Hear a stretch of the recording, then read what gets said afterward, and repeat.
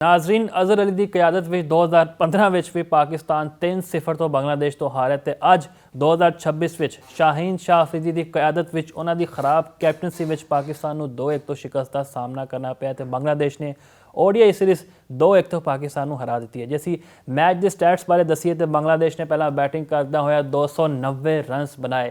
ਤਨਜ਼ੀਦ ਹਸਨ ਦੀ ਤਾਰੀਫ ਬਣਦੀ ਹੈ।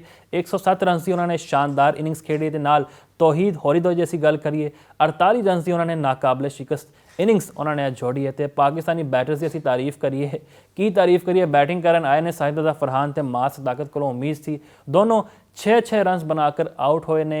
असी अब्दुल समद की गल करते हैं, उन्होंने 34 रनस बनाए ने। कुछ उम्मीद नज़र आई है कि चलो स्टेबल हो गए हैं, लेकिन साडी टीम उत्थे भी लड़खड़ा गई। सिर्फ सलमान अली आगा उन्होंने ज़बरदस्त सेंचुरी स्कोर की। T20 में असी अज भी कहते उन्होंने जगह नहीं बनती, लेकिन ODI ते टेस्ट में उन्होंने हमेशा इंटेंट दिखाई है तो इत्थे उन्होंने तारीफ लाजमी तौर पर बनती है। तो पाकिस्तानी टीम 279 रन बना सकी तो बांग्लादेश यह मैच जित गया। इत्थे मोहम्मद रिजवान का जिक्र करते हैं, पूरी टीम उन्होंने उत्ते डिपेंड करती पई सी, सिर्फ वो 4 रन बनाकर आउट होए ने। रिजवान बारे असीं हमेशा कहा कि इनकी टीम में जगह बनती है। बेहतरीन कीपर ने तो कप्तान तो चलो जदों सीगे असीं तद फ्लास कढ़दे सी, लेकिन रिजवान ने सानूं बड़ा मायूस किया है। ਇਹਦੇ ਉੱਤੇ ਗੱਲ ਕਰਦੇ ਹਾਂ, ਸਾਡੇ ਨਾਲ ਮੌਜੂਦ ਨੇ ਯੂਸਫ ਅੰਜਮ ਸਾਹਿਬ। ਯੂਸਫ ਸਾਹਿਬ, ਵੱਧ ਜੀ ਨੂੰ ਕਿਹਨੂੰ ਸਮਝਦੇ ਜ਼ਿੰਮੇਦਾਰ ਤੁਸੀਂ? ਟੌਸ ਨੂੰ, ਕਪਤਾਨ ਨੂੰ, ਸਿਲੈਕਸ਼ਨ ਕਮੇਟੀ ਨੂੰ? ਤੁਹਾਨੂੰ ਪਤਾ ਅਸੀਂ ਜਿੱਦੇ ਜਿੱਤੇ ਮੈਚ ਹਾਰ ਗਏ ਨੇ, ਕੀ ਕਹੋਗੇ? ਜੀ ਮੁਫਾਜ਼, ਤੁਸੀਂ ਬਿਲਕੁਲ ਸਹੀ ਆਖਿਆ। ਰਿਜ਼ਵਾਨ ਦੇ ਹਵਾਲੇ ਨਾਲ ਸੀ ਬੜੀ ਉਹਨਾਂ ਨੂੰ ਸਪੋਰਟ ਕੀਤਾ ਸੀ ਕਿ ਰਿਜ਼ਵਾਨ ਨੂੰ T20 ਵਿੱਚ ਵੀ ਮੌਕਾ ਮਿਲਣਾ ਚਾਹੀਦਾ ਸੀ, ਲੇਕਿਨ ਜਿਹੜਾ ਉਹਨੂੰ ਮੌਕਾ ਨਹੀਂ ਮਿਲਿਆ ਸੀ। ਤੇ ਇਹ ਜਿਹੜਾ ਫਾਰਮੈਟ ਸੀ ਤਾਂ ਰਿਜ਼ਵਾਨ ਦਾ ਆਈਡੀਅਲ ਫਾਰਮੈਟ ਹੈ। ਇਹਦੇ 'ਚ ਉਹਨਾਂ ਨੇ ਰਨਸ ਵੀ ਕੀਤੇ ਨੇ, ਉਹਨਾਂ ਤੋਂ ਤਕਵਾਤ ਵੀ ਸਨ ਤੇ ਪੂਰੀ ਟੀਮ 'ਚ ਅਗਰ ਤੁਸੀਂ ਦੇਖੋ ਤਾਂ ਇੱਕੋ ਸੀਨੀਅਰ ਖਿਡਾਰੀ ਜਿਹਦੇ ਤੁਸੀਂ ਤਕੀਆ ਕਰ ਸਕਦੇ ਸੀ, ਆਪਣਾ ਪੂਰਾ ਭਰੋਸਾ ਕਰ ਸਕਦੇ ਸੀ, ਉਹ ਮੁਹੰਮਦ ਰਿਜ਼ਵਾਨ ਦੀ ਸ਼ਕਲ 'ਚ ਮੌਜੂਦ ਸਨ। ਹੁਣ ਇਹ ਡਿਬੇਟ ਆਪਣੀ ਜਗ੍ਹਾ 'ਤੇ ਹੈ ਕਿ ਮੁਹੰਮਦ ਰਿਜ਼ਵਾਨ ਨੂੰ ਜਿਹੜਾ ਨੰਬਰ 'ਤੇ ਬੈਟਿੰਗ ਲਈ ਭੇਜਿਆ ਜਾ ਰਿਹਾ ਸੀ ਉਹ ਉਹਨਾਂ ਦੀ ਆਈਡੀਅਲ ਹੈ ਸੀ ਜਾਂ ਨਹੀਂ। ਲੇਕਿਨ ਮੈਂ ਇਸ ਨੁਕਤਾ ਨਜ਼ਰ ਨਾਲ ਇਤਫਾਕ ਕਰਦਾ ਕਿ ਨੰਬਰ ਕੋਈ ਵੀ ਹੋਵੇ, ਤੁਹਾਨੂੰ ਖੇਡਣਾ ਆਉਣਾ ਚਾਹੀਦਾ ਹੈਗਾ, ਤੁਹਾਡੀ ਟੈਕਨੀਕ ਅੱਛੀ ਹੋਣੀ ਚਾਹੀਦੀ ਹੈਗੀ ਆ ਅਤੇ ਤੁਹਾਨੂੰ ਮੈਚ ਦੀ ਸੂਰਤ ਹਾਲ ਦੇ ਮੁਤਾਬਕ ਆਪਣੇ ਆਪ ਨੂੰ ਢਾਲਣ ਦੀ ਤੁਹਾਨੂੰ ਉਹਦੀ ਆਦਤ ਹੋਣੀ ਚਾਹੀਦੀ ਹੈਗੀ। ਮੁਹੰਮਦ ਰਿਜ਼ਵਾਨ ਜਿਸ ਤਰ੍ਹਾਂ ਬੋਲਡ ਹੋਏ ਸਨ ਤਾਂ ਬਹੁਤ ਇੱਕ ਸ਼ਰਮਿੰਦਗੀ ਵਾਲੀ ਗੱਲ ਸੀ ਕਿ ਐਡਾ ਵੱਡਾ ਸੀਨੀਅਰ ਖਿਡਾਰੀ ਇੱਕ ਸਿੱਧੀ ਬਾਲ ਸੀ, ਉਹਨੂੰ ਯਾਨੀ ਕਿ ਉਹਦੇ 'ਤੇ ਆਪਣਾ ਬੈਟ ਅਤੇ ਪੈਡ ਦੇ ਦਰਮਿਆਨ ਗੈਪ ਬਣਿਆ ਤਾਂ ਤੇਜ਼ ਬਾਲ ਦੀ ਨਜ਼ਰ ਹੋ ਗਏ। ਉਹ ਜੱਜ ਹੀ ਨਹੀਂ ਕਰ ਪਾਏ ਕਿ ਜਿਹੜੀ ਬਾਲ ਦੀ ਸਪੀਡ ਹੈਗੀ ਆ ਉਹ ਕਿੰਨੀ ਹੈ। ਤੇ ਮੇਰੇ ਖਿਆਲ 'ਚ ਇਹ ਮੌਕਾ ਸੀ ਕਿ ਮੁਹੰਮਦ ਰਿਜ਼ਵਾਨ ਨੂੰ ਆਪਣਾ ਅੱਛੀ ਪਰਫਾਰਮੈਂਸ ਦੇਣੀ ਚਾਹੀਦੀ ਸੀ, ਉਹਨਾਂ ਨੂੰ ਜ਼ਿੰਮੇਵਾਰੀ ਦਾ ਮੁਜ਼ਾਹਰਾ ਕਰਨਾ ਚਾਹੀਦਾ ਸੀ ਜਿਸ ਤਰ੍ਹਾਂ ਉਹਨਾਂ ਤੋਂ ਤਵੱਕੁਆਤ ਸਨ ਸਾਰਿਆਂ ਨੂੰ, ਪਾਕਿਸਤਾਨੀ ਟੀਮ ਨੂੰ। ਅਤੇ ਅਸੀਂ ਵੀ ਹਮੇਸ਼ਾ ਤਾਰੀਫ ਉਹਨਾਂ ਦੀ ਕਰਦੇ ਸੀ ਕਿ ਉਹ ਪਾਕਿਸਤਾਨ 'ਚ ਅਜੇ ਖੇਡ ਸਕਦੇ ਹਨ। ਲੇਕਿਨ ਕੱਲ੍ਹ ਦੀ ਇਨਿੰਗਸ ਤੋਂ ਬਾਅਦ ਮੈਨੂੰ ਬਿਲਕੁਲ ਜੀ, ਵਰਲਡ ਕੱਪ ਤੋਂ ਬਾਅਦ ਉਮੀਦ ਕੀਤੀ ਜਾ ਰਹੀ ਸੀ ਕਿ ਚਲੋ ਬੰਗਲਾਦੇਸ਼ ਦੇ ਖਿਲਾਫ ਸਾਨੂੰ ਅੱਛਾ ਸਟਾਰਟ ਨਜ਼ਰ ਆਉਂਦੀ ਸੀ ਉਹਨਾਂ 'ਚ ਮਾਜ਼ੀ 'ਚ, ਉਹ ਬਿਲਕੁਲ ਨਜ਼ਰ ਨਹੀਂ ਆਈ। ਉਹ ਵੀ ਲੱਗਦਾ ਸੀ ਕਿ ਉਹਨਾਂ ਸ਼ਾਇਦ ਉਹ ਵੀ W ਮੈਚ ਆਪਣਾ ਖੇਡ ਰਹੇ ਹੈਗੇ ਨੇ ਅਤੇ ਜਿਸ ਤਰ੍ਹਾਂ ਉਹਨਾਂ ਦੀ ਯਾਨੀ ਕਿ ਮੂਵਮੈਂਟ ਸੀ, ਪੈਰਾਂ ਦੀ ਮੂਵਮੈਂਟ ਨਜ਼ਰ ਨਹੀਂ ਆਈ। ਉਹ ਯਾਨੀ ਕਿ ਨਜ਼ਰ ਹੀ ਨਹੀਂ ਆਇਆ ਕਿ ਮੁਹੰਮਦ ਰਿਜ਼ਵਾਨ ਜਿਹੜਾ ਹੈਗਾ ਉਹ ਜ਼ਿਹਨੀ ਜਿਸਮਾਨੀ ਤੌਰ 'ਤੇ ਇਸ ਵੇਲੇ ਵਿਕਟ 'ਤੇ ਮੌਜੂਦ ਹੈ। ਅਤੇ ਇਹ ਮੌਕਾ ਸੀ ਕਿ ਮੁਹੰਮਦ ਰਿਜ਼ਵਾਨ ਨੂੰ ਆਪਣਾ ਫਾਈਟ ਬੈਕ ਕਰਨ ਦੀ ਲੋੜ ਸੀ, ਉਹਨੂੰ ਤਨਹਾ ਮੈਚ ਜਿਤਵਾਉਣਾ ਚਾਹੀਦਾ ਸੀ ਕਿ ਜਿਸ ਤਰ੍ਹਾਂ ਸਲਮਾਨ ਅਲੀ ਆਗਾ ਨੇ ਬਾਅਦ 'ਚ ਵਿਕਟ 'ਤੇ ਰੁਕ ਕੇ ਸਾਬਤ ਕੀਤਾ ਕਿ ਪਾਕਿਸਤਾਨੀ ਟੀਮ ਨੂੰ ਵਿਕਟ 'ਤੇ ਠਹਿਰ ਕੇ ਜਿਤਵਾਇਆ ਜਾ ਸਕਦਾ ਹੈਗਾ। ਜਲਦੀ ਕਰਨ 'ਚ ਸਾਨੂੰ ਕੋਈ ਫਾਇਦਾ ਨਹੀਂ ਹੈਗਾ। ਇੱਡਾ ਜ਼ਿਆਦਾ ਸਕੋਰ ਨਹੀਂ ਸੀ 291 ਰਨ, ਅਤੇ ਜਦੋਂ ਕਿ ਉਹ ਬਾਅਦ 'ਚ ਬੈਟਿੰਗ ਕਰਦੇ ਹੋਏ ਸਾਨੂੰ ਥੋੜ੍ਹਾ ਐਡਵਾਂਟੇਜ ਸੀ ਡਿਊ ਦਾ ਵੀ ਉਹ ਸਾਨੂੰ ਮਿਲ ਰਿਹਾ ਹੈਗਾ ਸੀ। ਅਤੇ ਇਸ ਦੇ ਬਾਵਜੂਦ ਟੀਮ ਦਾ ਹਾਰ ਜਾਣਾ, ਮੁਹੰਮਦ ਰਿਜ਼ਵਾਨ ਦਾ ਓਵਰ ਕੀ ਦੇਖਿਆ ਜਾਏ ਬੈਟਿੰਗ ਨਾਲ ਜਿਹੜੀ ਉਹਨਾਂ ਦੀ ਕੀਪਿੰਗ ਦੀ ਪਰਫਾਰਮੈਂਸ ਸੀ ਉਹਦੇ 'ਤੇ ਵੀ ਥੋੜ੍ਹਾ ਜਿਹਾ ਨਾ ਫਰਕ ਆਇਆ ਹੈਗਾ। ਐਂ ਲੱਗ ਰਿਹਾ ਸੀ ਕਿ ਰਿਜ਼ਵਾਨ ਮੁਕੰਮਲ ਫਿੱਟ ਨਹੀਂ ਹੈਗੇ। ਗਾਜ਼ੀ ਗੌਰੀ ਨੂੰ ਮੌਕਾ ਦਿੱਤਾ ਗਿਆ। ਗਾਜ਼ੀ ਗੌਰੀ ਨੇ ਯਕੀਨੀ ਤੌਰ 'ਤੇ ਇੱਕ ਅੱਛੀ ਇਨਿੰਗਸ ਖੇਡਣ ਦੀ ਕੋਸ਼ਿਸ਼ ਕੀਤੀ, ਲੇਕਿਨ ਉਹ ਵੀ ਐਜ ਲੱਗਣ ਦੇ ਨਾਲ ਆਊਟ ਹੋ ਗਏ ਨੇ। ਮੈਂ ਸਮਝਦਾ ਕਿ ਚਲੇ ਯੰਗਸਟਰ ਵਾਸਤੇ ਦੇਖ ਕੇ ਸਿੱਖਣ ਦਾ ਅੱਛਾ ਮੌਕਾ ਸੀ ਕਿ ਉਹਨਾਂ ਨੂੰ ਨੈਸ਼ਨਲ ਸਤਹ ਦੇ ਪ੍ਰੈਸ਼ਰ ਦਾ ਸਾਹਮਣਾ ਕਰਨਾ ਪਿਆ। ਯਕੀਨੀ ਤੌਰ 'ਤੇ ਵਾਪਸ ਆ ਕੇ ਆਪਣੀ ਚੀਜ਼ਾਂ ਨੂੰ ਬਿਹਤਰ ਕਰਨ ਦੀ ਕੋਸ਼ਿਸ਼ ਕਰਨਗੇ, ਲੇਕਿਨ ਜਿਹੜਾ ਇੱਕ ਸੀਨੀਅਰ ਖਿਡਾਰੀ ਦੇ ਤੌਰ 'ਤੇ ਹੈ ਸੀ ਤਵੱਕੁਆਤ ਮੁਹੰਮਦ ਰਿਜ਼ਵਾਨ ਉਸ 'ਤੇ ਬਿਲਕੁਲ ਪੂਰਾ ਨਹੀਂ ਉਤਰ ਪਾਇਆ, ਜਿਹੜੀ ਕਿ ਬੜੀ ਮਾਯੂਸੀ ਦੀ ਗੱਲ ਹੈ। ਬਿਲਕੁਲ ਜੀ, ਵਰਲਡ ਕੱਪ ਤੋਂ ਬਾਅਦ ਉਮੀਦ ਕੀਤੀ ਜਾ ਰਹੀ ਸੀ ਕਿ ਚਲੋ ਬੰਗਲਾਦੇਸ਼ ਦੇ ਖਿਲਾਫ ਸਾਨੂੰ ਅੱਛਾ ਸਟਾਰਟ ਮਿਲੇਗਾ। ਅੱਗੇ ਤੁਹਾਨੂੰ ਪਤਾ ਹੈ ਵੱਡੀ ਅਸਾਈਨਮੈਂਟ ਸਾਰੀਆਂ, ਲੇਕਿਨ ਇੱਥੇ ਅਸੀਂ ਯਕੀਨੀ ਤੌਰ 'ਤੇ ਮਾਯੂਸ ਹੋਏ ਨੇ। ਲੇਕਿਨ ਫਿਰ ਵੀ ਇਹ ਮੁੰਡੇ ਸਾਡੇ ਨੇ, ਅਸੀਂ ਇਹਨਾਂ ਨੂੰ ਬੈਕ ਕਰਨਾ ਹੈ। ਗੁੱਡ ਲੱਕ ਕਹਿੰਦੇ ਪਾਕਿਸਤਾਨ ਨੂੰ ਫਿਊਚਰ ਵਾਸਤੇ। ਦੇਖੇ ਮੁਫਾਜ਼ ਜੀ, ਬੜੀ ਇੱਕ ਅਫਸੋਸਨਾਕ ਗੱਲ ਹੈਗੀ ਹੈ ਕਿ ਪਾਕਿਸਤਾਨ ਦੀ ਟੀਮ ਦੀ ਇੱਕ ਔਰ ਸੀਰੀਜ਼ ਜਿਹੜੀ ਹੈਗੀ ਆ ਉਹਨਾਂ ਦਾ ਨਾ ਤਜਰਬਾਕਾਰੀ ਦੀ ਨਜ਼ਰ ਹੋ ਗਈ ਹੈਗੀ ਆ। ਅਸੀਂ ਸਿਰਫ ਅਜੇ ਤੱਕ ਲੱਗਦਾ ਕਿ ਤਜਰਬਾਤ ਦੀ ਕੋਈ ਫੈਕਟਰੀ ਲਗਾਈ ਹੋਈ ਆ ਜਦੋਂ ਵੀ ਕੋਈ ਨਵਾਂ ਇਵੈਂਟ ਆਉਂਦਾ ਹੈਗਾ ਅਸੀਂ ਇੱਕ ਨਵੇਂ ਤੋਂ ਨਵੇਂ ਤਜਰਬੇ ਸ਼ੁਰੂ ਕਰ ਦਿੰਦੇ ਹੈਗੇ। ਕਦੇ ਦੁਨੀਆ ਦੇ ਕਿਸੇ ਵੀ ਜਗ੍ਹਾ ਤੇ ਇਹ ਨਹੀਂ ਹੋਇਆ ਕਿ ਤੁਸੀਂ ਇੱਕ ਸੀਰੀਜ਼ ਵਿੱਚ 6 ਮੁੰਡਿਆਂ ਨੂੰ ਡੈਬਿਊ ਕਰਵਾ ਦਿਓ। ਸਾਡੀ ਪਾਕਿਸਤਾਨੀ ਟੀਮ ਦਾ ਕਮਾਲ ਹੈ ਕਿ ਇਹਨਾਂ ਨੇ ਯਾਨੀ ਕਿ ਇਹ ਤਜਰਬਾ ਵੀ ਹਾਸਲ ਕੀਤਾ ਹੈਗਾ, ਇਜਾਜ਼ ਵੀ ਹਾਸਲ ਕੀਤਾ ਹੈਗਾ ਕਿ 6 ਮੁੰਡੇ ਇੱਕੋ ਵਾਰੀ ਨਵੀਂ ਟੀਮ 'ਚ ਪਾ ਕੇ ਤੁਸੀਂ ਗਏ ਹੋ, ਫਿਰ ਸੀਰੀਜ਼ ਹਾਰ ਕੇ ਆ ਗਏ ਹੋ। ਫਾਇਦਾ ਕੀ ਹੋਇਆ? ਮੁੰਡਿਆਂ ਦਾ ਜਿਹੜਾ ਇਤਮਾਦ ਸੀ ਉਹ ਵੀ ਮੁਤਜ਼ਦ ਹੋਇਆ, ਪਰਫਾਰਮੈਂਸ ਵੀ ਨਹੀਂ ਆਈ ਤੇ ਅਸੀਂ ਸੀਰੀਜ਼ ਵੀ ਹਾਰ ਗਏ ਹੈਗੇ ਆ। ਤੇ 2015 'ਚ ਵੀ ਸਾਡੇ ਨਾਲ ਇਹੀ ਹੋਇਆ ਸੀ, ਨੌਜ਼ਰ ਅਲੀ ਕਪਤਾਨ ਸਨ। ਬਿਲਕੁਲ ਉਸ ਤੋਂ ਬਾਅਦ ਬੜੀ ਉਮੀਦ ਸੀ ਕਿ ਪਾਕਿਸਤਾਨ ਦੀ ਜਿਹੜੀ ਟੀਮ ਹੈਗੀ ਆ ਉਹ ਨਵੇਂ ਜਜ਼ਬੇ ਦੇ ਨਾਲ ਜਾਏਗੀ ਤੇ ਪਰਫਾਰਮ ਕਰੇਗੀ, ਲੇਕਿਨ ਜਦੋਂ ਸਿਲੈਕਸ਼ਨ ਅੱਛੀ ਨਹੀਂ ਹੋਏਗੀ, ਫੈਸਲੇ ਮੈਰਿਟ ਤੇ ਨਹੀਂ ਹੋਣਗੇ, ਪਸੰਦ ਨਾ ਪਸੰਦ ਤੇ ਫੈਸਲੇ ਹੋਣਗੇ ਤਾਂ ਫਿਰ ਰਿਜ਼ਲਟ ਵੀ ਇਸੇ ਤਰ੍ਹਾਂ ਆਉਣਗੇ। ਅਸੀਂ ਸਾਰੀ ਦੀ ਸਾਰੀ ਜਿਹੜੀ ਜ਼ਿੰਮੇਵਾਰੀ ਹੈਗੀ ਆ ਉਹ ਮਾਈਕ ਹੈਸਨ ਤੇ ਨਾਲ ਦਿੱਤੀ ਹੈਗੀ ਆ। ਲਓ ਜੀ ਅਸੀਂ 20 ਮੁੰਡੇ ਬਣਾ ਕੇ ਦੇਤੇ ਨੇ ਤੇ ਤੁਸੀਂ ਇਹਨਾਂ 'ਚੋਂ 15 ਮੁੰਡੇ ਵੀ ਬਣਾਓ ਤੇ ਪਲੇਇੰਗ 11 ਵੀ ਬਣਾਓ। ਤੇ ਮਾਈਕ ਹੈਸਨ ਦੇ ਤੁਹਾਨੂੰ ਪਤਾ ਕਿ ਜਿੰਨਾ ਉਹਨਾਂ ਦੀ ਹੈ performance ICC T20 world cup 'ਚ ਵੀ ਦੇਖਿਆ, ਉਸ ਤੋਂ ਪਹਿਲੇ ਜਿਹੜੀ ਸੀਰੀਜ਼ ਹੋਈਆਂ ਨੇ ਉਹਨਾਂ 'ਚ ਅਸੀਂ ਦੇਖਿਆ ਕਿ ਉਹਨਾਂ 'ਚ ਜਿਹੜੀ ਫੈਸਲਾ ਸਾਜ਼ੀ ਦੀ ਕੁਵਤ ਹੈਗੀ ਆ ਬਹੁਤ ਘੱਟ ਨਜ਼ਰ ਆਉਂਦੀ ਹੈਗੀ ਆ। ਉਹ ਡੋਮੀਨੇਟ ਕਰਨਾ ਚਾਹੁੰਦੇ ਨੇ ਲੇਕਿਨ ਡੋਮੀਨੇਟ ਕਰਨ ਵਾਸਤੇ ਉਹਨਾਂ ਨੂੰ ਅੱਛੇ ਫੈਸਲੇ ਲੈਣਾ ਪੈਣਗੇ। ਤੇ ਮੈਨੂੰ ਨਹੀਂ ਲੱਗਦਾ ਕਿ ਮਾਈਕ ਹੈਸਨ ਦਾ ਜਿਹੜਾ ਸਫ਼ਰ ਹੈਗਾ ਉਹ ਪਾਕਿਸਤਾਨ ਕ੍ਰਿਕਟ ਬੋਰਡ ਦੇ ਨਾਲ ਚੱਲਦਾ ਰਹੇਗਾ।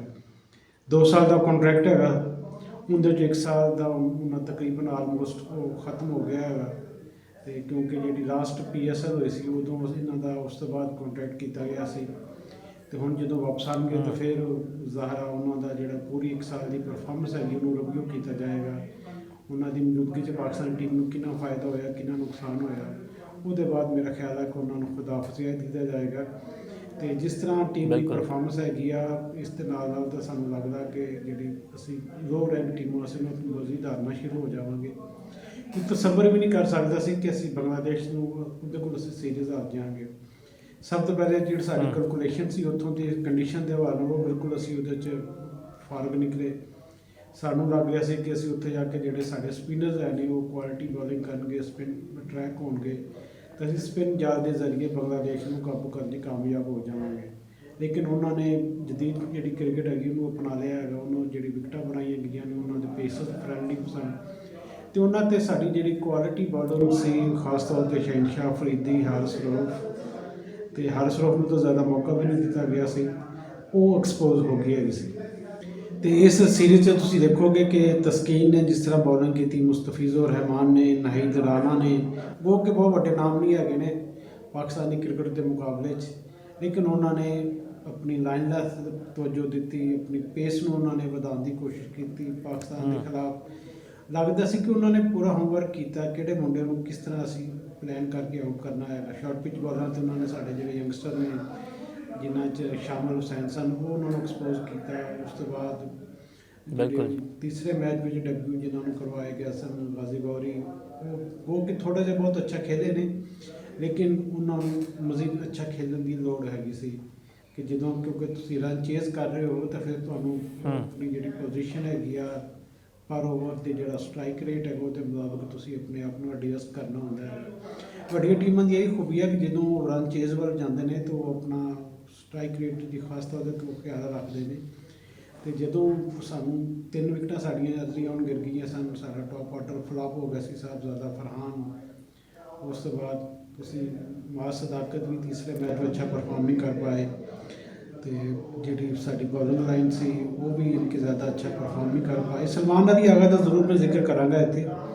ਸਲਮਾਨ ਅਲੀ ਆਗਾ ਨੇ ਇੱਕ ਕਮਾਲ ਇਨਿੰਗਸ ਖੇਡੀ, ਉਹਨਾਂ ਨੂੰ ਯਾਨੀ ਕਿ ਸਹੀ ਫਾਰਮੈਟ ਜਿਹਦੇ 'ਚ ਉਹਨਾਂ ਦਾ ਹੋਣਾ ਚਾਹੀਦਾ ਹੈਗਾ ਸੀ ਉਹਦੇ 'ਚ ਉਹਨਾਂ ਨੂੰ ਪਰਫਾਰਮੈਂਸ ਕਰਨ ਦਾ ਮੌਕਾ ਮਿਲਿਆ ਹੈਗਾ। ਰਨ ਚੇਜ਼ ਕਰਨ ਵਿੱਚ ਉਹਨਾਂ ਨੇ ਕਾਫੀ ਜਦੋਜਹਿਦ ਕੀਤੀ ਸੀ ਤੇ ਅਗਰ ਸਹੀ ਪੁੱਛਣਾ ਚਾਹੋ ਤੁਸੀਂ ਤੇ ਸਲਮਾਨ ਅਲੀ ਆਗਾ ਦੀ ਇਨਿੰਗ ਸੀ ਜਿਹਦੀ ਵਜ੍ਹਾ ਤੋਂ ਪਾਕਿਸਤਾਨ ਨੂੰ ਇੱਕ ਹੋਪ ਸੀ ਕਿ ਪਾਕਿਸਤਾਨ ਸ਼ਾਇਦ ਰਨ ਚੇਜ਼ ਕਰਨ 'ਚ ਕਾਮਯਾਬ ਹੋ ਜਾਵੇ, ਲੇਕਿਨ ਉਹਨਾਂ ਨੂੰ ਜ਼ਿਆਦਾ ਅੱਛਾ ਹੁੰਦਾ ਕਿ ਜਦੋਂ ਉਹ ਮੈਚ ਪਾਕਿਸਤਾਨ ਨੂੰ ਜਿੱਤ ਜਾਂਦੇ।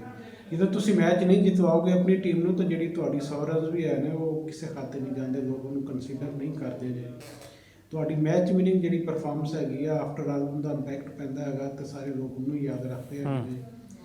ਤੇ ਸ਼ਹਿਨਸ਼ਾਹ ਅਫਰੀਦੀ ਨੇ ਗੋ ਕੇ 37 ਰਨ ਬਣਾਏ ਨੇ ਲੇਕਿਨ ਜਿੱਥੇ ਇੰਪੈਕਟਫੁਲ ਉਹਨਾਂ ਨੂੰ ਹੋਣਾ ਚਾਹੀਦਾ ਸੀ ਆਖਰੀ ਓਵਰ 'ਚ ਬਿਲਕੁਲ ਉਹ ਰਿਸ਼ਾਦ ਹੁਸੈਨ ਦੇ ਸਾਹਮਣੇ ਐਕਸਪੋਜ਼ ਹੋ ਗਏ ਸਨ, ਉਹਨਾਂ ਕੋਲ ਹਿੱਟ ਹੀ ਨਹੀਂ ਲੱਗ ਰਹੀ ਹੈਗੀ ਸੀ। ਇਹ ਸਾਰੀ ਟੀਮ ਦੀਆਂ ਖਾਮੀਆਂ ਨੇ। ਅਸੀਂ ਯੰਗਸਟਰ ਤੇ ਭਰੋਸਾ ਕੀਤਾ, ਉਹਨਾਂ ਨੇ ਕਦੇ ਅੱਛੀ ਵੀ ਨਹੀਂ ਤੇ ਬੁਰੀ ਵੀ ਪਰਫਾਰਮੈਂਸ ਨਹੀਂ ਦਿੱਤੀ। ਮਿਕਸ ਜਿੰਨੀ ਉਹਨਾਂ ਦੀ ਕੁਆਲਿਟੀ ਸੀ ਉਹਨਾਂ 'ਚ ਉਹਨਾਂ ਦੇ ਮੁਤਾਬਕ ਉਹਨਾਂ ਨੇ ਪਰਫਾਰਮ ਕੀਤਾ ਹੈਗਾ, ਕਿਉਂਕਿ ਅਸੀਂ ਜਿਹੜਾ ਪ੍ਰੋਸੈਸ ਹੈਗਾ ਸੀ ਕੰਪਲੀਟ ਉਹਨੂੰ ਫੋਲੋ ਨਹੀਂ ਕੀਤਾ। ਇੱਕ ਅੱਧਾ ਜਿਹੜਾ ਲੇਅਰ ਵਿੱਚ ਹੈ ਸੀ ਉਹਨੂੰ ਪਿੱਛੇ ਇਗਨੋਰ ਕਰਦੇ ਹੋ ਅਸੀਂ ਉਹਨਾਂ ਨੂੰ ਮੌਕਾ ਦਿੱਤਾ ਹੈਗਾ ਸੀ ਤੇ ਉਹਨਾਂ ਨੇ ਆਪਣੇ ਆਪ ਨੂੰ ਸਾਬਤ ਕਰਨ ਦੀ ਕੋਸ਼ਿਸ਼ ਕੀਤੀ। ਲੇਕਿਨ ਉਹਨਾਂ ਨੂੰ ਅਜੇ ਸਿੱਖਣਾ ਚਾਹੀਦਾ ਹੈਗਾ, ਉਹਨਾਂ ਨੂੰ ਅਜੇ ਇੰਨੀ ਜਲਦੀ ਟੀਮ 'ਚ ਲਿਆਉਣਾ ਮੇਰੇ ਖਿਆਲ 'ਚ ਉਹਨਾਂ ਲਈ ਵੀ ਨੁਕਸਾਨਦਾ ਹੋਏਗਾ ਤੇ ਪਾਕਿਸਤਾਨ ਟੀਮ ਵਾਸਤੇ ਵੀ ਨੁਕਸਾਨਦਾ ਹੋਏਗਾ। ਪਾਕਿਸਤਾਨ ਦੀ ਖਰਾਬ ਕਾਰਕਰਦਗੀ ਬਾਰੇ ਅਸੀਂ ਗੱਲ ਕਰਦੇ ਪਏ ਸਾਂ ਕਿ ਹਰ ਸ਼ੋਬੇ 'ਚ ਅਸੀਂ ਮਾਯੂਸ ਕੋਨੀ ਪਰਫਾਰਮੈਂਸ ਦਿੱਤੀ ਹੈ ਤੇ ਚੇਜ਼ ਵੀ ਸਾਡਾ ਕਰੀਬ ਪਹੁੰਚ ਗਿਆ ਸੀ, ਲੇਕਿਨ ਅਸੀਂ ਫਿਰ ਟਾਰਗੇਟ ਪੂਰਾ ਨਹੀਂ ਕਰ ਸਕੇ ਤੇ ਪਾਕਿਸਤਾਨ ਨੂੰ ਸ਼ਿਕਸਤ ਦਾ ਸਾਹਮਣਾ ਕਰਨਾ ਪਿਆ। ਸ਼ਾਹੀਨ ਸ਼ਾਹ ਅਫਰੀਦੀ ਨੇ ਕੋਈ 2-3 ਛੱਕੇ ਲਾ ਕੇ ਕੋਈ ਉਮੀਦ ਜਗਾਈ ਸੀ, ਲੇਕਿਨ ਬਹਿਰਹਾਲ ਰਿਜ਼ਲਟ ਬੰਗਲਾਦੇਸ਼ ਦੇ ਹੱਕ ਵਿੱਚ ਰਿਹਾ। ਤਸਕੀਨ ਅਹਿਮਦ ਦੀ ਤਾਰੀਫ ਬਣਦੀ ਹੈ, 4 ਵਿਕਟਾਂ ਉਹਨਾਂ ਨੇ ਹਾਸਲ ਕੀਤੀਆਂ। ਇਹਦੇ ਤੇ ਗੱਲ ਕਰਾਂਗੇ, ਸਾਡੇ ਨਾਲ ਮੌਜੂਦ ਨੇ ਜ਼ੁਲਫਿਕਾਰ ਬੇਗ ਸਾਹਿਬ। ਜ਼ੁਲਫਿਕਾਰ ਬੇਗ ਸਾਹਿਬ, ਬਹੁਤ ਜੀ ਇਹਨੂੰ ਸ਼ੋਅ ਦੇ ਸਟਾਰਟ ਵੀ ਤੁਸੀਂ ਕਿਹਾ ਸੀ ਕਿ ਬੰਗਲਾਦੇਸ਼ ਦੇ ਖਿਲਾਫ ਕੋਈ ਅਸੀਂ ਚੰਗੀ ਪਰਫਾਰਮੈਂਸ ਦੇਵਾਂਗੇ, ਲੇਕਿਨ ਬਹਿਰਹਾਲ ਬੰਗਲਾਦੇਸ਼ ਇਹ ਸੀਰੀਜ਼ ਜਿੱਤ ਗਿਆ ਤੇ ਸਾਨੂੰ ਹੁਣ ਲੰਬੇ ਅਰਸੇ ਤੱਕ ਹੈ ਯਾਦ ਰੱਖਣਾ ਪਵੇਗਾ। ਕੀ ਕਹੋਗੇ?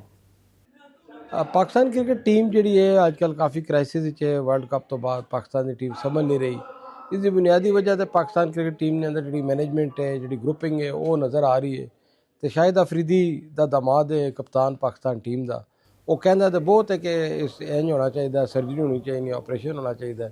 ਤੇ ਉਹ ਇਹ ਕਦੇ ਨਹੀਂ ਕਹੇਗਾ ਕਿ ਸ਼ਾਹੀਨ ਸ਼ਾਹ ਅਫਰੀਦੀ ਨੂੰ ਕਪਤਾਨੀ ਤੋਂ ਹਟਾਓ ਤੇ ਇਸ ਦੀ ਪਰਫਾਰਮੈਂਸ ਦੇ ਬਾਰੇ ਨਹੀਂ ਗੱਲ ਕਰੇਗਾ ਕਦੇ ਵੀ, ਕਿਉਂਕਿ ਜ਼ਾਹਿਰ ਹੈ ਉਹ ਦਾਮਾਦ ਹੈ, ਉਹਦਾ ਉਸਨੂੰ ਸਪੋਰਟ ਕਰਦਾ ਹੈ। ਤਾਂ ਪਾਕਿਸਤਾਨ ਦੇ ਅੰਦਰ ਜਿੰਨੇ ਵੀ ਲੋਕ ਨੇ ਜਿਹੜੇ ਕ੍ਰਿਕਟ ਨਾਲ ਪਿਆਰ ਕਰਦੇ ਨੇ, ਲਵ ਕਰਦੇ ਨੇ, ਉਹਨਾਂ ਨੂੰ ਚਾਹੀਦਾ ਕਿ ਇਨਸਾਫੀ ਦਾ ਅਮਲ ਜਿਹੜਾ ਹੈ ਉਹ ਕਰਨਾ ਚਾਹੀਦਾ ਹੈ। ਜਿਸ ਬੁਨਿਆਦ ਤੇ ਟੀਮ ਸਿਲੈਕਟ ਹੋਏਗੀ ਉਹ ਇਹ ਕੰਮ ਨਹੀਂ ਕਰ ਰਹੇ, ਔਰ ਜਿਸ ਬੁਨਿਆਦ ਤੇ ਇਹਨਾਂ ਦੀ ਪਛਾਣ ਹੈ ਉਹ ਵੀ ਇਹ ਕੰਮ ਨਹੀਂ ਕਰ ਰਹੇ। ਤੇ ਪਾਕਿਸਤਾਨ ਕ੍ਰਿਕਟ ਬੋਰਡ ਦੀ ਮੈਨੇਜਮੈਂਟ ਨੂੰ ਇਸ ਦੇ ਬਾਰੇ ਸੋਚਣਾ ਚਾਹੀਦਾ। ਮੈਂ ਜਿਹੜਾ ਸਿਲੈਕਸ਼ਨ ਨੇ ਆਕਿਬ ਜਾਵੇਦ, ਉਹਨਾਂ ਨੇ ਕੱਲ ਕੁਝ ਗੱਲਾਂ ਕੀਤੀਆਂ ਨੇ ਕਿ ਪਾਕਿਸਤਾਨ ਦੀ ਟੀਮ 10 ਤੋਂ 15 ਸਾਲ ਤੋਂ ਸਟਰਗਲਿੰਗ ਫੇਸ ਤੋਂ ਗੁਜ਼ਰ ਰਹੀ ਹੈ। ਤੇ ਮੇਰਾ ਉਹਨਾਂ ਨੂੰ ਸਵਾਲ ਹੈ, ਸਿਲੈਕਸ਼ਨ ਕਮੇਟੀ ਨੂੰ ਵੀ ਤੇ ਉਹਨਾਂ ਖਿਲਾੜੀਆਂ ਨੂੰ ਵੀ, ਕਿ ਜਿਹੜਾ ਬੰਦਾ ਟੀਮ ਵਿੱਚ ਸਿਲੈਕਟ ਹੁੰਦਾ ਹੈ ਕਿਸੇ ਬੁਨਿਆਦ ਤੇ ਸਿਲੈਕਟ ਹੁੰਦਾ ਹੈ, ਉਸ ਦੇ ਉੱਤੇ ਡਿਪੈਂਡ ਕਰਦਾ ਹੈ ਕਿ ਉਹ ਕੀ ਪਰਫਾਰਮ ਕਰਦਾ ਹੈ। ਇੱਕ ਐਂਕਰ ਨੇ ਬੇਟੇ ਨੇ ਤੁਸੀਂ ਸਿਲੈਕਟ ਕਰ ਲਿੱਤਾ ਹੈ, ਜਿਹੜੇ ਡਿਜ਼ਰਵਿੰਗ ਪਲੇਅਰ ਸਨ ਉਹਨਾਂ ਨੂੰ ਤੁਸੀਂ ਸ਼ਾਮਿਲ ਨਹੀਂ ਕੀਤਾ। ਤੇ ਇਹ ਉਹ ਚੀਜ਼ਾਂ ਨੇ ਇਹਤਸਾਬ ਕਰਨਾ ਚਾਹੀਦਾ, ਆਵਾਮ ਨੂੰ ਇਹਤਸਾਬ ਕਰਨਾ ਚਾਹੀਦਾ। ਆਵਾਮ ਦੀ ਅਦਾਲਤ ਜਿਹੜੀ ਹੈ ਸਭ ਤੋਂ ਵੱਡੀ ਅਦਾਲਤ ਹੈ, ਜਿਨ੍ਹਾਂ ਨੇ ਦਿਲਾਂ ਦੀ ਆਜ਼ਾਰੀ ਹੁੰਦੀ ਹੈ, ਜਿਨ੍ਹਾਂ ਦੀ ਵਜ੍ਹਾ ਨਾਲ ਇਹ ਲੋਕ ਪਛਾਣੇ ਜਾਂਦੇ ਨੇ। ਤੇ ਲੋਕਾਂ ਨੂੰ ਇਹਨਾਂ ਨੂੰ ਪੁੱਛਣਾ ਚਾਹੀਦਾ ਕਿ ਤੁਸੀਂ ਕਿਉਂ ਨਹੀਂ ਅੱਛਾ ਖੇਡਦੇ ਹੋ, ਕੀ ਵਜ੍ਹਾ ਹੈ। ਤੇ ਇੰਟਰਨਲੀ ਵੀ ਸਿਆਸਤ ਕਰਦੇ ਨੇ ਖਿਲਾੜੀਆਂ ਦੇ ਖਿਲਾਫ, ਇੰਟਰਨਲੀ ਇਹ ਸਿਆਸਤ ਹੁੰਦੀ ਹੈ। ਤੇ ਜਿਹੜਾ ਸਿਫਾਰਿਸ਼ ਵਾਲਾ ਕਲਚਰ ਹੈ ਉਸਨੂੰ ਖਤਮ ਕੀਤਾ ਜਾਵੇ, ਤੇ ਜਿਹੜਾ ਬੰਦਾ ਪਰਫਾਰਮ ਨਾ ਕਰੇ ਉਸ 'ਤੇ ਭਾਰੀ ਜੁਰਮਾਨਾ ਵੀ ਕੀਤਾ ਜਾਵੇ, ਔਰ ਉਸ 'ਤੇ ਪਾਬੰਦੀ ਵੀ ਲਾਈ ਜਾਵੇ। ਜਿਹੜੀਆਂ ਇੰਟਰਨੈਸ਼ਨਲ ਲੀਗਾਂ ਖੇਡਣ ਜਾਂਦੇ ਨੇ, ਜਿਹੜੇ ਇਸ਼ਤਿਹਾਰੀ ਕੰਪਨੀਆਂ 'ਚ ਕੰਮ ਕਰਦੇ ਨੇ, ਤੇ ਪ੍ਰਾਪਰਟੀ ਵੀ ਕਾਫੀ ਸਾਰੀ ਬਣਾਉਂਦੇ ਨੇ ਇਸੀ ਬੁਨਿਆਦ 'ਤੇ। ਜਿਸ ਪ੍ਰਾਪਰਟੀ 'ਤੇ ਇਹਨਾਂ ਦੀ ਫੋਟੋ ਲੱਗ ਜਾਵੇ ਉਹ ਸਮਝਦੇ ਨੇ ਕਿ उसकी सेल वैल्यू बढ़ जाएगी। ऐसा नहीं है बिल्कुल। अगर तुम परफॉर्म करोगे तो ਤੁਹਾਡੀ ਵੀ ਵੈਲਿਊ ਵਧੇਗੀ, ਮੁਲਕ ਦੀ ਵੀ ਵੈਲਿਊ ਵਧੇਗੀ ਤੇ ਉਸ ਕੰਪਨੀ ਦੀ ਵੀ ਵੈਲਿਊ ਵਧੇਗੀ। ਇਹ ਕ੍ਰਿਕਟ ਬੋਰਡ ਦੀ ਜਿਹੜੀ ਮੈਨੇਜਮੈਂਟ ਹੈ ਉਸ ਤੋਂ ਸਖਤ ਫੈਸਲੇ ਕਰਨੇ ਹੋਣਗੇ ਔਰ ਪ੍ਰੋਫੈਸ਼ਨਲ ਨੂੰ ਅੱਗੇ ਲੈ ਕੇ ਆਉਣਾ ਹੋਏਗਾ, ਜਿਸ ਬੁਨਿਆਦ ਤੇ ਲੜਕੇ ਸਿਲੈਕਟ ਹੋਏ ਨੇ। ਹਾਂ, ਹੁਣ ਟੀਮ ਦੀ ਅਗਰ ਪਰਫਾਰਮੈਂਸ ਦਾ ਜਿਹਦਾ ਜ਼ਿਕਰ ਹੈ ਤੇ ਬੰਗਲਾਦੇਸ਼ ਨੂੰ ਹੋਮ ਗਰਾਊਂਡ ਨਾਲ ਬਹੁਤ ਐਡਵਾਂਟੇਜ ਹੋਇਆ, ਉਸ ਦਾ ਉਹਨਾਂ ਨੇ ਭਰਪੂਰ ਫਾਇਦਾ ਵੀ ਚੁੱਕਿਆ। ਸੀਰੀਜ਼ ਤੋਂ ਪਹਿਲਾਂ ਹੀ ਅਸੀਂ ਪ੍ਰੋਡਕਟ ਕੀਤਾ ਸੀ ਕਿ ਪਾਕਿਸਤਾਨੀ ਟੀਮ ਕਿਉਂਕਿ ਲੜਖੜਾ ਗਈ ਹੈ ਵਰਲਡ ਕੱਪ ਤੋਂ ਬਾਅਦ, ਉਸ ਸਟੈਂਡਰਡ ਨਾਲ ਨਹੀਂ ਖੇਡ ਸਕੇਗੀ। ਔਰ ਮੈਂ ਐਪਰੀਸ਼ੀਏਟ ਕਰਾਂਗਾ ਬੰਗਲਾਦੇਸ਼ ਨੂੰ, ਬੰਗਲਾਦੇਸ਼ ਟੀਮ ਨੇ ਜਿਸ ਅੰਦਾਜ਼ ਨਾਲ ਪਾਕਿਸਤਾਨ ਨਾਲ ਕਾਬੂ ਕੀਤਾ ਹੈ, ਇਹ ਇੱਕ ਮੁਬਾਰਕਬਾਦ ਨਹੀਂ ਮੁਸਤਹਿਕ ਹੈ। ਔਰ ਮਜ਼ੀਦ ਪਾਕਿਸਤਾਨ ਨੂੰ ਮਿਹਨਤ ਕਰਨੀ ਚਾਹੀਦੀ ਹੈ ਇਸ ਸੀਰੀਜ਼ ਦੇ। ਬਿਲਕੁਲ ਅੱਗੇ ਵੱਡੀਆਂ ਸੀਰੀਜ਼ ਆ ਰਹੀਆਂ ਨੇ ਪਾਕਿਸਤਾਨ ਦੇ ਅੰਦਰ, ਇੰਟਰਨੈਸ਼ਨਲ ਕ੍ਰਿਕਟ ਵਾਪਸ ਬਹਾਲ ਹੋ ਰਹੀ ਹੈ, PSL ਨਾਲ ਅੱਗੇ ਇੰਤਕਾਦ ਹੋਣੇ ਲੱਗਾ ਤੇ ਉਸਨੇ ਵਿੱਚ ਵੀ ਜਿਹੜੇ ਪਲੇਅਰ ਨਵੇਂ ਮਿਲਣਗੇ ਉਹ ਮੁਸਤਕਬਲ ਵਿੱਚ ਪਾਕਿਸਤਾਨ ਟੀਮ ਵਿੱਚ ਜਗ੍ਹਾ ਬਣਾਉਣਗੇ ਜੀ। ਤੇ ਪਾਕਿਸਤਾਨ ਜਿਹੜਾ ਕ੍ਰਿਕਟ ਹੈ ਉਹ ਕਾਫੀ ਮਕਬੂਲ ਖੇਡ ਹੈ, ਔਰ ਜਿਸ ਤਰ੍ਹਾਂ ਤੁਸੀਂ ਜਾਣਦੇ ਹੋ ਆਪਣੇ ਪ੍ਰੋਗਰਾਮ ਨੇ ਤਵੱਸਤ ਨਾਲ ਅਸੀਂ ਇਹਨਾਂ ਕੋਤਾਹੀਆਂ ਤੇ ਗਲਤੀਆਂ ਤੇ ਤਵੱਜੋ ਦਿਲਾਉਂਦੇ ਰਹਿੰਦੇ ਹਾਂ ਆਵਾਮ ਨੂੰ ਵੀ ਤੇ ਕ੍ਰਿਕਟ ਬੋਰਡ ਦੀ ਮੈਨੇਜਮੈਂਟ ਨੂੰ ਵੀ। ਤੇ ਇਹ ਜਿਹੜੀ ਇੱਕ ਜ਼ਿੰਦਗੀ ਦੇ ਅੰਦਰ ਇੱਕ ਮਕਸਦ ਹੈ ਇਹਨਾਂ ਦਾ ਖੇਡਣਾ ਕ੍ਰਿਕਟ, ਔਰ ਇਹਨਾਂ ਦਾ ਬੁਨਿਆਦੀ ਕੰਮ ਹੀ ਇਹ ਸੀ ਕਿ ਇਹਨਾਂ ਨੂੰ ਟੀਮ ਦੇ ਅੰਦਰ ਸ਼ਾਮਿਲ ਕੀਤਾ ਜਾਵੇ। ਤੇ ਜਿਸ ਤਰ੍ਹਾਂ ਸ਼ਾਇਦ ਅਫਰੀਦੀ ਨੇ ਵੀ ਕਿਹਾ, ਬਾਕੀ ਸੀਨੀਅਰ ਕ੍ਰਿਕਟਰਸ ਵੀ ਕਹਿ ਰਹੇ ਨੇ, ਟਰਮ ਤੈਰ ਤੇ ਇੱਕ ਪਲੈਨਿੰਗ ਤਿਆਰ ਕਰਨੀ ਚਾਹੀਦੀ ਹੈ। ਔਰ PSL ਜਦੋਂ ਪਾਕਿਸਤਾਨ ਵਿੱਚ ਹੋਏਗੀ, ਇਸ ਦੇ ਅੰਦਰ ਅਗਰ ਜਿਹੜੇ ਐਮਰਜਿੰਗ ਪਲੇਅਰ ਇਹਨਾਂ ਨੂੰ ਮਿਲਣ ਉਹਨਾਂ ਨੂੰ ਨੈਸ਼ਨਲ ਸਕੁਆਡ ਦਾ ਹਿੱਸਾ ਬਣਾਇਆ ਜਾਵੇ ਤਾਂ ਕਿ ਇਹੀ ਪਲੇਅਰ ਮੁਸਤਕਬਲ ਵਿੱਚ ਪਾਕਿਸਤਾਨ ਦੇ ਅੰਦਰ ਪਰਫਾਰਮ ਕਰ ਸਕਣ। ਜਿਹੜੇ ਸੀਨੀਅਰ ਪਲੇਅਰ ਹਨ ਉਹਨਾਂ 'ਤੇ ਵੀ ਜ਼ਿੰਮੇਦਾਰੀ ਆਇਦ ਹੋਣੀ ਹੈ, ਜਿਹੜੇ ਮੌਜੂਦਾ ਪਾਕਿਸਤਾਨ ਟੀਮ ਵਿੱਚ ਖੇਡ ਰਹੇ ਨੇ। ਅਤੇ ਮੈਂ ਸਮਝਦਾ ਜਿਹੜੇ ਤਜਜ਼ੀਆਕਾਰ ਨੇ ਜਿਹੜੇ ਪਾਕਿਸਤਾਨ ਟੀਮ ਨੂੰ ਗਲਤ ਮਸ਼ਵਰੇ ਦੇਣੇ ਮੈਨੇਜਮੈਂਟ ਨੂੰ, ਉਹਨਾਂ 'ਤੇ ਵੀ ਪਾਬੰਦੀ ਲਾਈ ਜਾਵੇ। ਇੱਕ ਲੌਂਗ ਟਰਮ ऐसा एक मनसूबा तैयार किया जाए जिस तहत जोड़े मशवरे देने वाले मशवरा सेंटर हैं ये बंद होने चाहिए क्योंकि यही मशवरे दे के टीमां मुंडियां नूं खिडांदे ने फिर जो परफॉर्म नहीं करते फिर उन्होंने खिलाफ लॉबी करना शुरू कर देने ने विद इन दी टीम। तो पाकिस्तान के अंदर क्रिकेट का जोड़ा मुस्तकबिल है बड़ा रोशन है। इस हवाले नाल पाकिस्तान काफ़ी एफर्ट्स भी कर रहा है और खुशाइन गल ये भी कि पाकिस्तान ने जोड़ा क्रिकेट के अंदर बहाल हुई जी PSL आ रही है एक अच्छा सब्जैक्ट साबित होएगा और जोड़े एमरजिंग प्लेयर भी इस काफ़ी सारे मिलणगे। जो डोमैसटिक क्रिकेट का जो इंफ्रास्ट्रक्चर है उसनों बेहतर करने की जरूरत है। जो पाकिस्तान के अंदर ग्राउंड ने उन्होंने अपग्रेड किया जाए और एक लॉन्ग टर्म से एक प्लानिंग उसी अपने प्रोग्राम के जरिए कहते रहते हैं उससे अमल दरामद यकीनी बनाया जाए जी।